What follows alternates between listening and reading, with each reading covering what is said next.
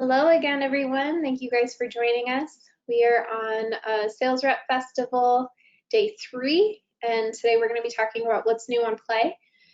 So just to confirm that you guys can hear everything okay, if you'll just make sure that you've selected either computer audio or phone audio.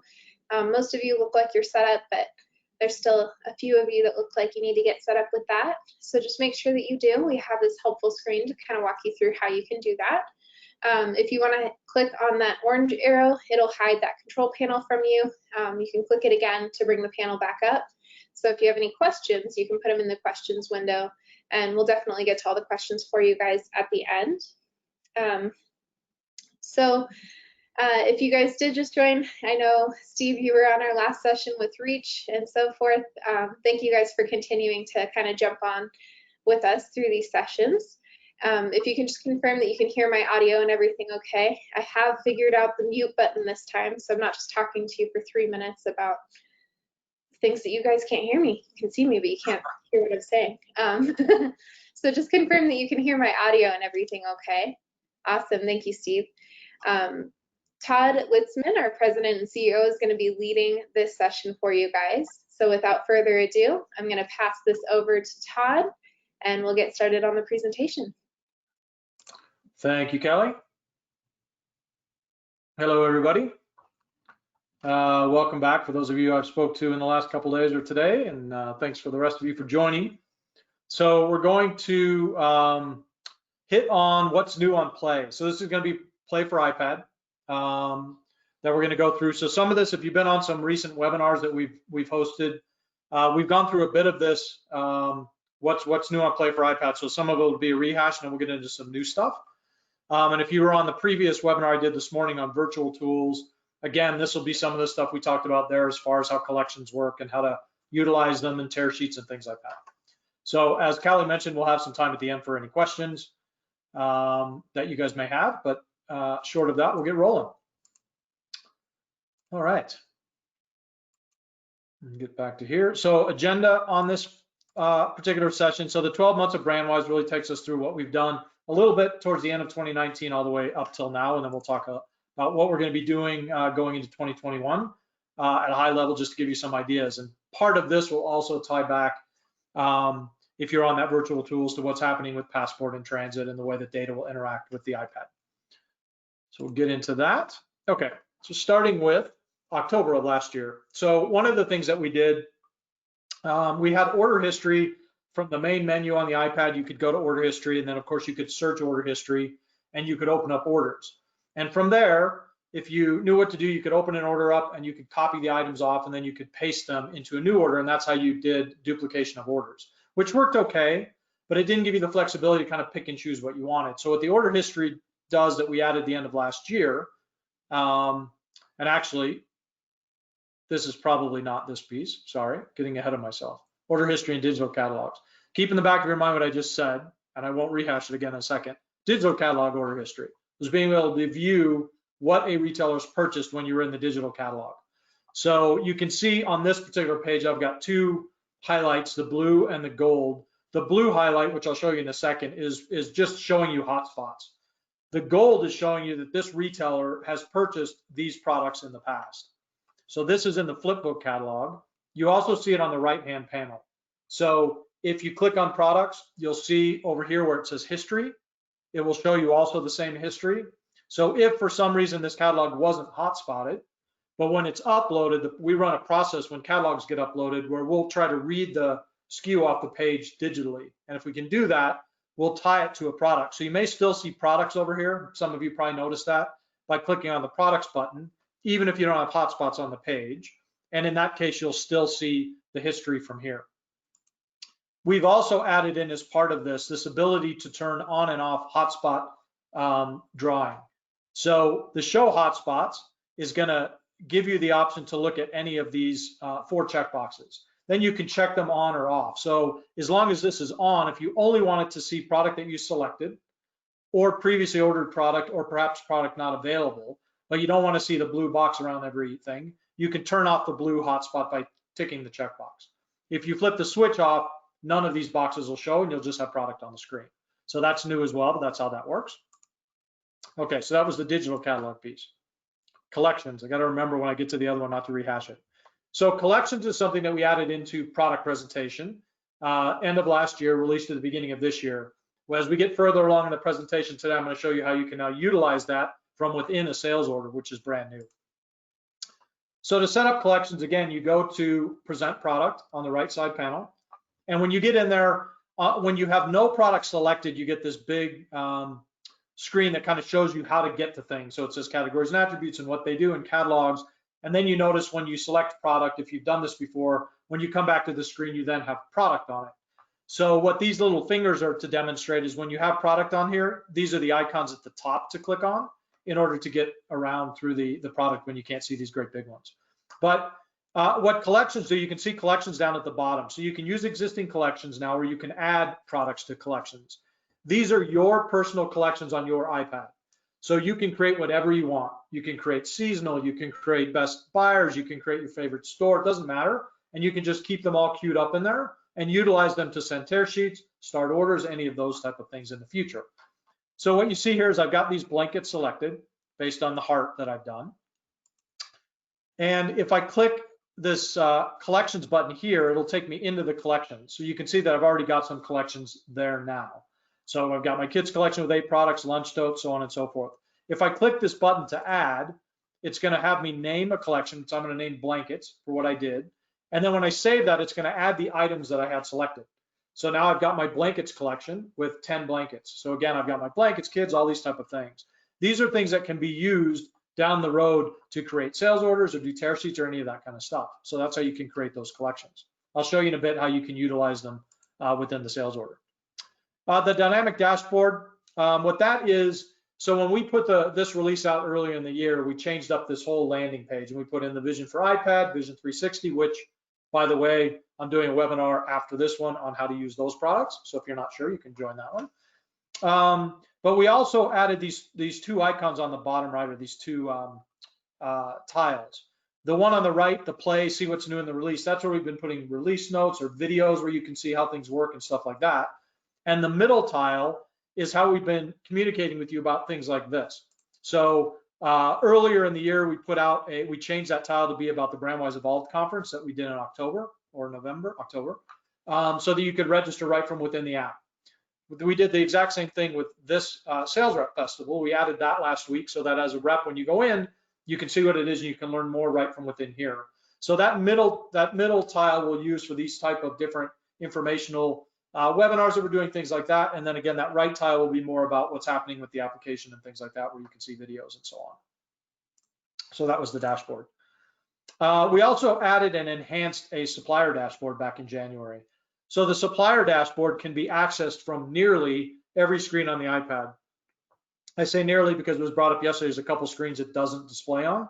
So we made notes of that so that we can add it in. But basically, if I'm on the main menu or the landing page of the iPad and I click over here on the right, this little guy standing next to the file cabinet, it'll bring up my suppliers. Since I'm not in an order or in presentation, it's showing me everything that I can sell, all my suppliers. And right now I'm in active suppliers and promotions. So it's showing me all of the suppliers and the particular promotions they have, and I can scroll through and see that. If I click on suppliers, it's going to show me all the suppliers I have, and then I can click on any of them to go into more detail about that particular supplier. So if I click on general toy supplier, it lands me on the order information. On the top, it's showing me basic information about the supplier, minimum order, reorder, and anything that's a gold or orange color is actionable. So in other words, I could click on the telephone number, and if my phone was on, if my iPad was on the internet and I had the right software, I could call from my iPad. You can also just click on this to email very quickly or go to their website. But the order information shows you at a glance, and this was part of what we had on the PC as well. Payment terms, shipping methods, all those types of things, so that you knew what you could use for this particular supplier, what promotions they had, if any, the contact information. So this is the general company information. This is a specific service contact. Again, you could click on that phone number and it would dial out, depending on your technology. Any programs that they might have. Lines, these are product lines. So product lines, as you know, are different ways to filter the product when you're in the application. Many times it's just general, but other suppliers provide us that. There is the option to split product by product line, which will create multiple orders by those product lines, which some of you have probably seen. So if you went into the screen and there was a checkbox by, let's say, Manhattan Toy, that would mean that that product line is going to split out onto another order that you need to fill the minimum and do all that type of thing. Any notes about this particular supplier, and then the supplier statement, which is what goes at the bottom of the sales order for that particular supplier. So great information that you get, again, whether you're on the main screen, when you get into the application and you're in an order on a specific supplier, that will limit down to just that supplier's information. If you're in present product and you're on a supplier, you'll see that on every one. And if you tap on it again, it'll limit it down to that particular supplier. Vision for iPad Vision 360 we added in February, March. I'm doing a webinar after this one on that, so I'm not going to spend time on that here. But if you want to see more information about that, you can join after this one. Customer order history. This is the one I talked about at the beginning. So I'm going to jump right in here and show it to you. So again, this allows, what this allows for is when you pick a customer, so you go into create new order and you put your customer in. And what immediately happens if you've ever had, not ever, but if you've had orders for that customer that are local on your device. So let's say that you keep 120 days of history that's local to the device. Those, for this customer, those orders will immediately show up under local orders as soon as I pick the bill to address. At that point, I can look into any of these orders. So if I click that arrow, it'll drop down the items that are in the order. When I first drop them down, nothing will be selected. If I click this large heart at the top by the sales order number, it'll select all of my products in that sales order. It will, and then if I go click this plus button, if I don't have a shipping address assigned, it will tell me to pick one. But then I am able to add items from this history to my sales order before I've gotten into the sales order. I can also just pick and choose individual items. So if I don't choose the big heart and I just want this item or the next item and I want to go to another order and add a couple items, I can continue to add items from the history, either all of them or just pick and choose from different orders historically. And you can see also here, I'm in my more orders. Local orders are orders that are on your iPad. More orders will give you orders on your iPad as well as orders that are in the cloud that are your orders that have not been downloaded. So if you're used to going into order history and you see that little yellow cloud with the down arrow, you know, when you click on that order to open it, what it's actually doing is downloading it to your iPad and opening it. So it would then show up in your local orders. Your history, however, you can access it without always downloading the orders to your iPad. So you notice that this is still in the cloud, but I can still go through and add items to it. So a really nice feature set within the app. As you're getting into a customer, you'll always see this history immediately. Once you click that plus button to add, it's going to give you that. If you've ever used the paste functionality or you've gone for a present product, chosen product and hit create sales order, and it takes you over and you put your customer information in, and then it brings you to this screen, same screen. So what it's telling you now is that all 6 of these items are available to order and will be added to the order. If for some reason one of these wasn't available, it was out of stock, it was restricted, it was inactive, discontinued would still allow, then it would give you a red X and it would give you a definition of why you can't add it to the order. So maybe, let's say 2 of them have the X's, you wouldn't be able to add those, it would add the 4 that you could add. And then once they're in the order, you're good to go. So pretty cool way to access the order history kind of dynamically that way. New product search screen design. This is another cool piece. So if you were with us the last time we went through this, you saw about 85% of what I'm going to show you because we added more to the screen even since then. What we're trying to get to is where you have one screen that you can do catalogs and you can do scanning and you can do searching. Right now you can do everything but scan on this page. So if we look at this now, this is the new search screen. So if you remember the old one, you'd pick a supplier first, a couple of other things, and then your SKU, where your search was actually kind of in the middle of the page. So we moved that up to the top. So right out of the gates, you can just type a SKU in, and it will search that SKU across all suppliers. The other thing that we added down at the bottom here was the show all products, which has been in there for a while, and that quite frankly was added because when I was doing a lot of testing, I always had to put SKUs in to get something to show up, and I just wanted to see everything for a supplier, or everything for a catalog, or everything for a product line. So if you pick a supplier, then this show all products becomes active. And if you just flip the toggle, it will just list out all the products and you can scroll through and add as many as you want to your order. So it's a pretty cool feature there. The show inactive products by default is off. So if you have inactive products, they don't show up in your search unless you want to see them. If you type a SKU and it's inactive, it will still come up and tell you it's inactive. but that you don't need to see them all when you're trying to scroll through product. Discontinued products is a brand new button that we just added based on feedback that we got from the sales rep saying, do we have to always see discontinued product when we're searching for product? So now in the search screen, you can turn that off and it won't show it anymore. So what you see on this screen is I've chosen children's apparel. So now I can do show all products, and I have show discontinued products turned on. So with that on, you can see here that I've got a discontinued product and I've got 5,197 products showing. If I toggle that off, I'm now down to 4,289 products and my discontinued is gone. So these are only my active products, no inactive, no discontinued. So this is brand new in this release that just came out with the discontinued flag. So pretty cool feature. Other things that you're going to see in here is collections and categories and catalogs actually. So catalogs, collections, and categories. So you have catalogs down here as well, but you're now able to use them within the app, and I'll show you that, or within the search. So categories now, prior to this last release, you could only access and utilize categories in present product.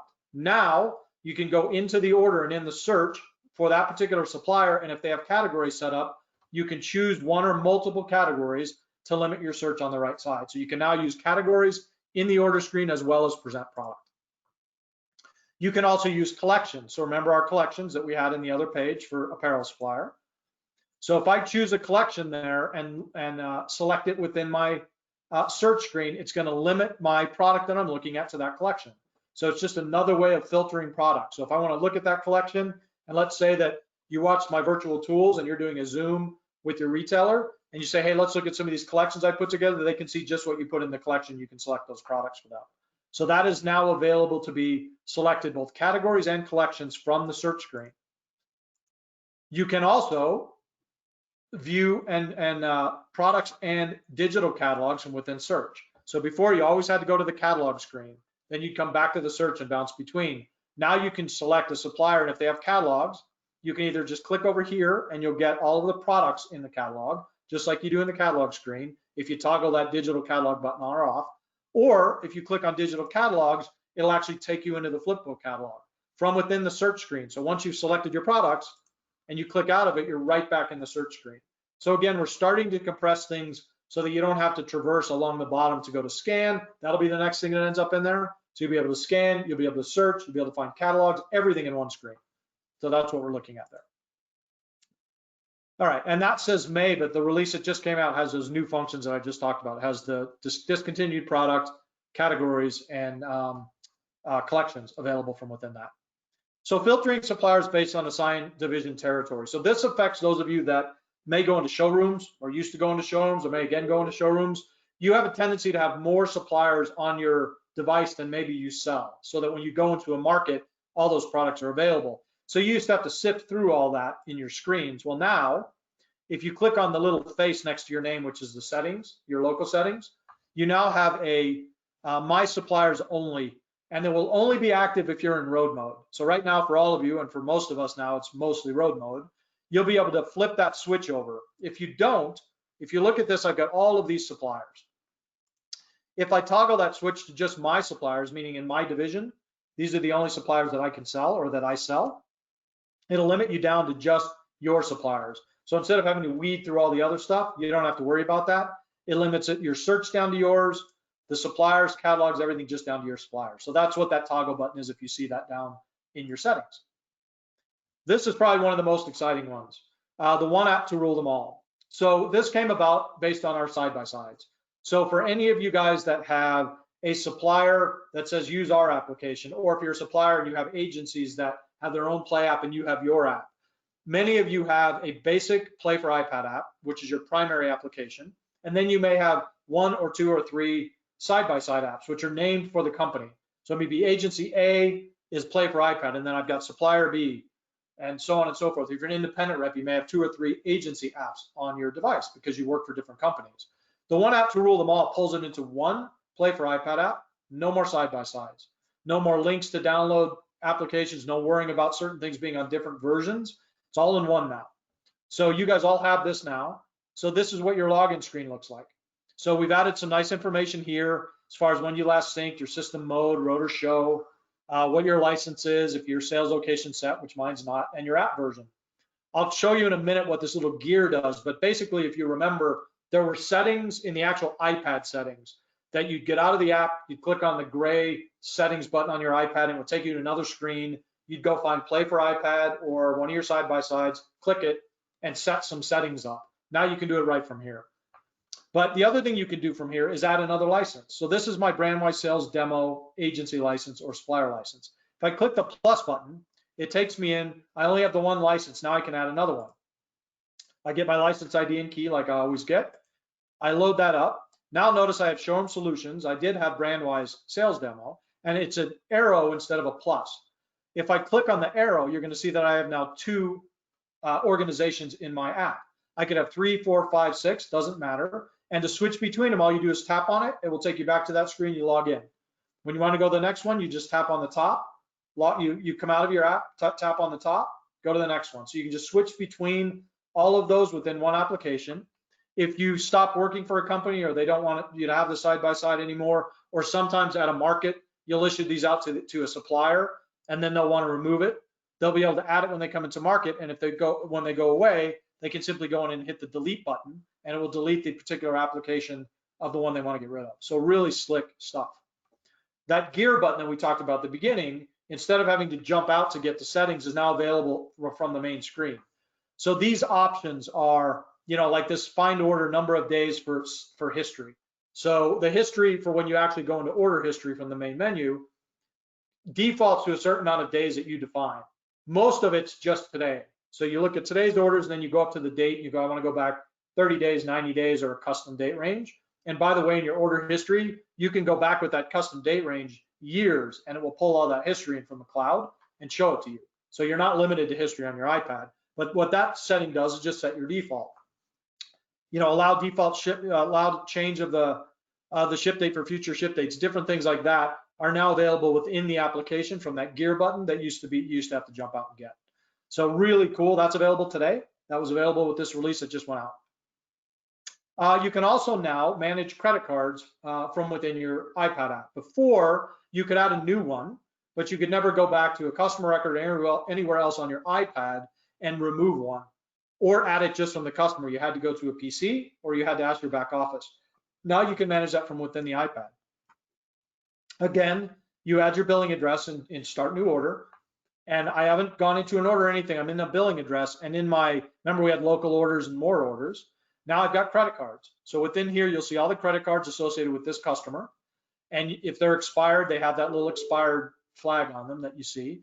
You can now delete them from here and it will remove that credit card from this customer, or you can add a new card from here.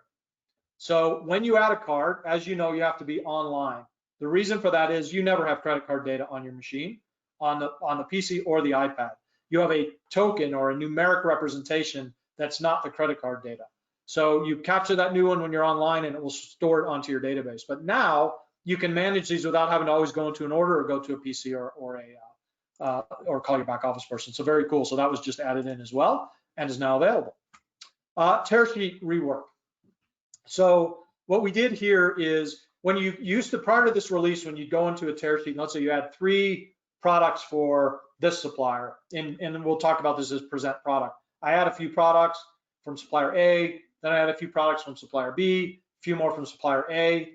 When I come back into my tear sheet, it wasn't ordering them the way I wanted. It was just ordering them the way I put them in. So here you see I've got all these blankets, and then my tear sheet order, is in the order of the blankets. What would happen is if I added these kids stuff in, and then I was to go back up and sort by supplier to group them together, on the tear sheet, it wasn't doing that. So I would still have blankets, and then I'd have some kids in the middle, and then I might have some more blankets. So now when you group them by supplier, your tear sheet will group by supplier.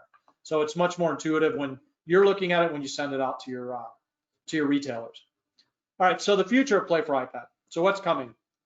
More reporting.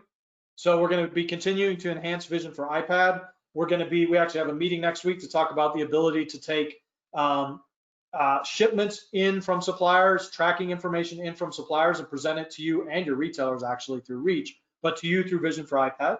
So things like that are coming, changing out the map so you can zoom in to get closer into your area, to look at pins of customers, things like that.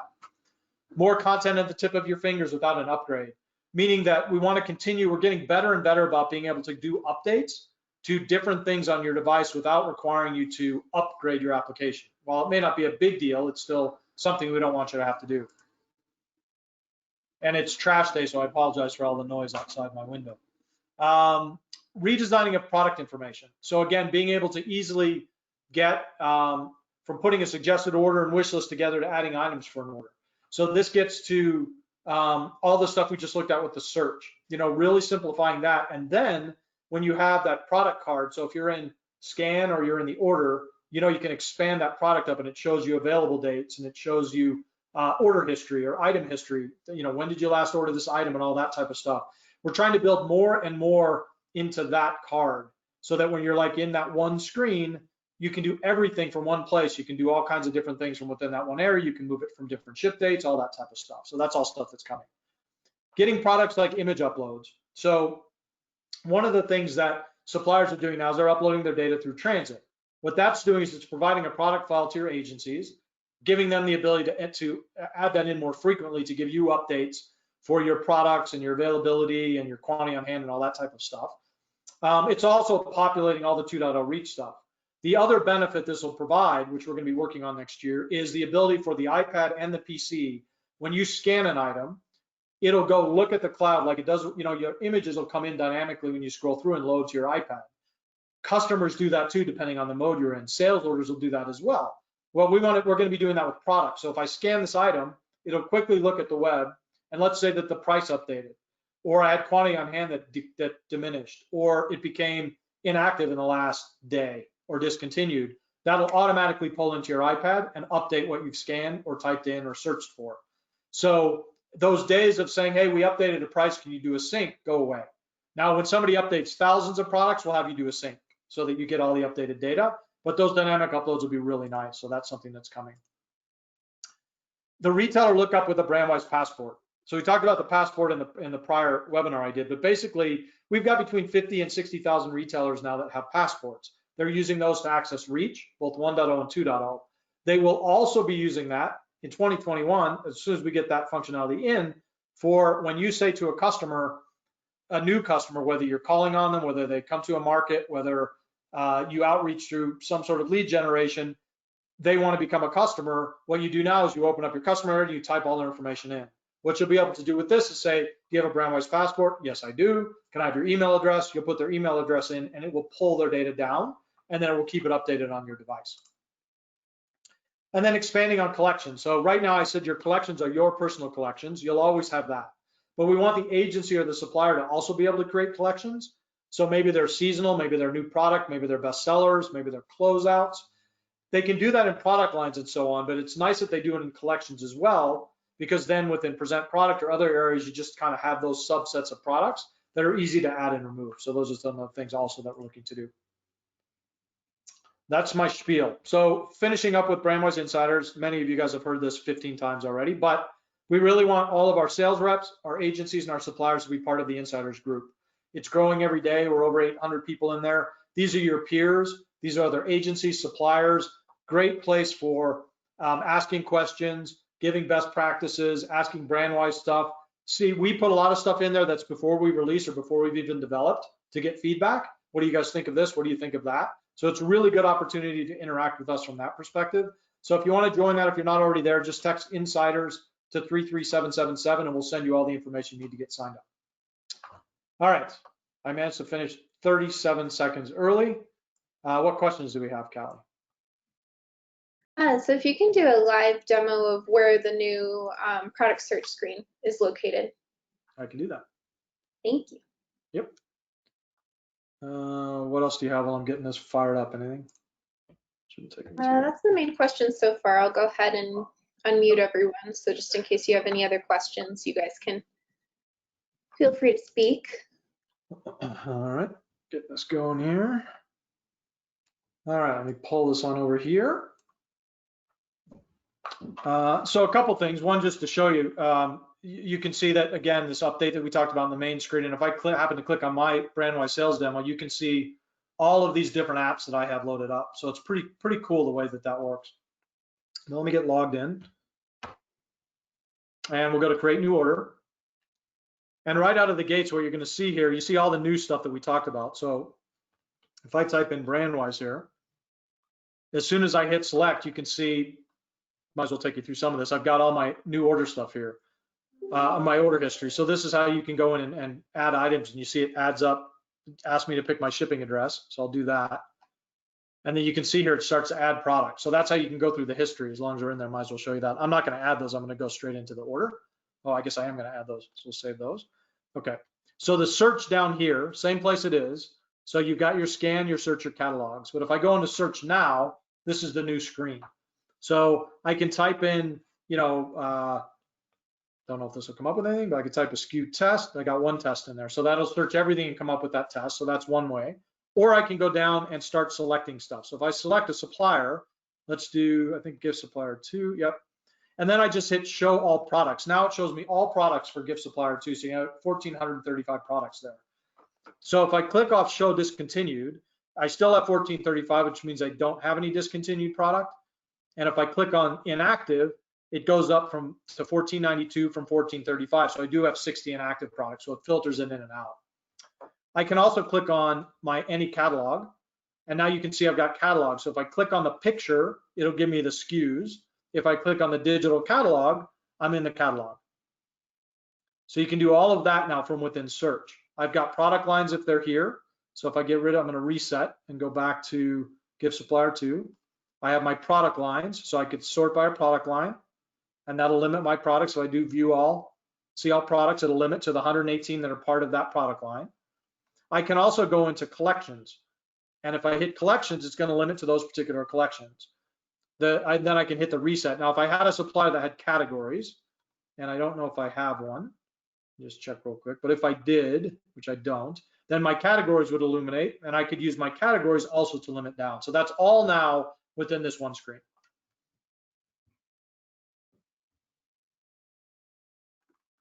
What else?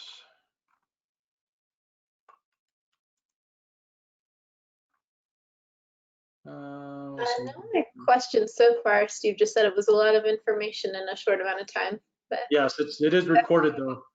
I apologize for that much information talking that fast. But the recordings will help. What else do we go through? Just real quick, I'll show you as long as you're watching. So if I go into present product over here on the right side, and then I select some, we can go in and select some products. Let's just go into categories. Oops, I do that every time I'm on a demo app and it crashes on me. Part of my demo, crash the app and log right back in. Present product, categories. If I do this a third time, it's the definition of insanity. So we won't do that. We'll try a different method. Present products, just go into search, browse all. So if I select a few, let's filter down to my giftware supplier 2, and we'll select a few of these products. Okay. So what you can do with that, if I hit done, I can either go down to collections at the bottom, or I can click the up arrow on the right, where you do your tear sheets and such, and I can say copy to collection. So if I hit that, then it's going to take me into this little screen, and I can either copy to an existing collection, or I can create a new one by hitting the plus at the top. Then I can call it new and save it, and it'll now add those 6 items in. So then if I go down to the bottom here and I click on collections, I'll see that I've got my different collections. Here's the 6 I just added. So what you can do with those, if I clear all this out, when you come in to present products straight away, you can go in, you can click on General Gift Supplier 2, you can select paste collection from these products, and it'll put it back in, and then you can create tear sheets and so on. Or you can go down to the bottom and create new order. Now what this will also do is for that Gift Supplier 2, if I go back in here really quickly, and interrupt me if there's any questions that come up, Callie, but I'll show a couple things while we're not getting any. So I'll go back in here and into start new order, and back to search, and we'll do Gift Supplier 2 again. And again, you'll see that collection. So here's that new collection that I just created on the other side, and now it'll hit on my show all products, and I'll see the 6 products I had in that collection. So that's how you can set them up on the present product, and you can utilize them in the ordering process, which is pretty cool. All right. Anything else? Yeah, can you share how to create orders with different ship dates? Yep.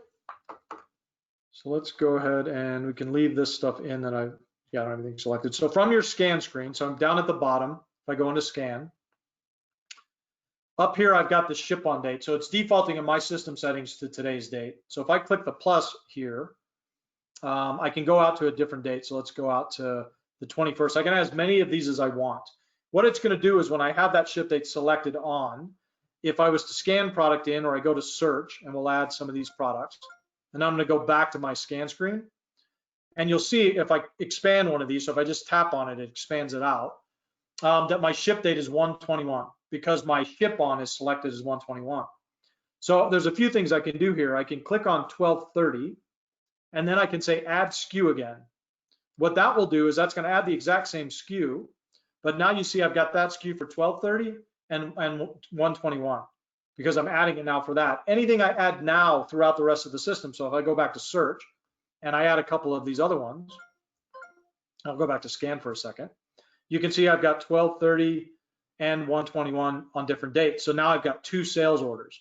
So if I go over here, I've got same supplier, I've got a 1230 order and a 121 order. Now the system's going to want me to get the minimum orders for each of those because they're 2 separate orders. Now, if you do this and the retailer looks at it and goes, you know what, let's just combine those to one date. So what you can do then, if I go into my 1231 and I put it out to 121, it'll say that there one item can't be moved because it's already on the order. Because remember, I took the first item and duplicated it. But what that will do is combine the items that it can onto that one order. This is that one item that I had duplicated, so I could just delete that if I wanted. But it also allows you to combine them back. So you can create as many as you want by just adding different ship dates. Now, if you have available dates in your system that are predefined, it'll automatically, when you scan or search those items, add these different dates in based on future availability. So that's how that all works.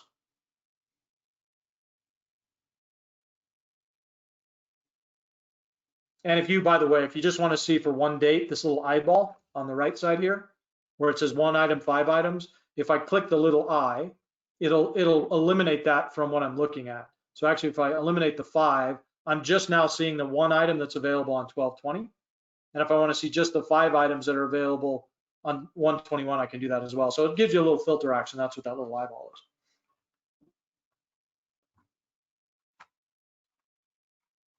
Anything else? I always like to give people minutes back in their day if they don't have any questions. Yeah, I don't think there's anything else. Steve just unmuted us. Maybe Yeah, I just quick question at this point of brain meltdown. I can speak better than I can type. But is there upcoming requirements for upgrades to iPads, Todd, for all this additional capability? Right now, any of the, so as long as it, Steve, is 13 or above, which I think is pretty much any of the supported iPads, Okay. all the new stuff will work on that. And there isn't anything in the foreseeable future, which Apple always does something. But right now, nothing we're doing looks like it's going to require an iPad update. So hopefully, it'll be nice if we get through 2021 without one, but it just depends on what Apple decides to do. But right now, everything works on 13 or above, if you can support iOS 13 or above. Terrific. Thank you. You bet. there is one other question from Judy. If you've already entered products and the customer wants to change the date of some, can you change it? Yeah, so if you go in, you gotta remember where to do this. So if I go to quantity, okay, I'm remembering now, sorry. So on this quantity picker, there's a couple places that you can do this, but one is I click on the quantity, and then I go to, if I scroll through this, you'll see my different ship dates. So you can see that I've got the item on 121 and I don't have one on 225. So if I go to show ship dates, you'll see that I've got this one on 121. You want to be careful that you add it to another date before you remove it. So if I tap on 1230, I can add a quantity there and then I can go back to 1221 and I can zero that out. So that's going to remove the item from the one date, but leave it on the other date. If you accidentally go in and hit the 0 before you add it to another one, it'll just remove the item from your order. But that's how you can go through and move them between dates. So hopefully that made sense. on how to do that.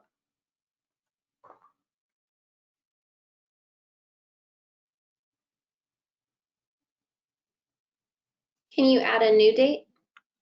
You can. So again, if I go to, so let's add a new one. So we'll go out to April 30th. So if I go into this, let's say I want to add this top item, which I'm shipping on 121. So all I do is pick the ship on date that I want to add and then hit add SKU again. And so at the top now, you can see I've just added that SKU for 430. And I don't know if you can do that within here. Yeah, so even in here, see this plus at the top? So if I hit the plus button there, I can also go in here. Let's go out to May 12th, great day. And I can add 12 on my birthday. So that's how you can do that as well. So yeah, you can add them from within the quantity picker or you can add them from in here.